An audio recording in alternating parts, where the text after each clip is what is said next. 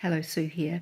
A little bit about my novel, Angels in the Architecture. It's been out for several years, but this is its third cover, and I'm very, very happy with it. It has a lot of the symbols of the novel contained in the cover: the bishop, the swan, the cathedral, various religions that play a part in the novel. It's an historical novel. It's set in two time periods, 1981 and 1185.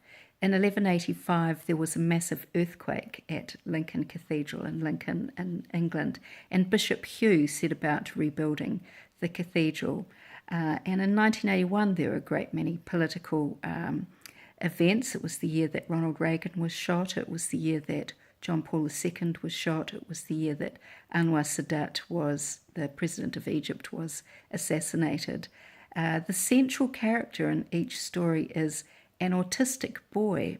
I was very, very interested in the idea that there was more going on in the heads of severely autistic children than perhaps what we might imagine.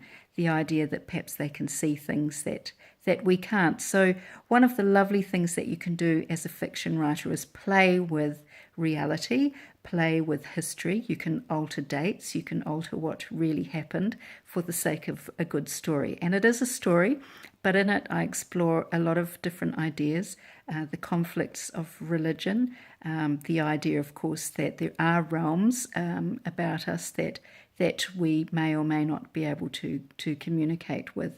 There are a lot of characters in the story, so there is a cast of characters at the beginning, but in large part there are two families and various characters from the church, from Lincoln Cathedral. I really loved writing it. There's a famous quote that I think is from Toni Morrison, the American novelist: if you can't find the book that you want to read, then write it. And this is really the book that I wanted to read. It's got different time periods operating in parallel. It's got history.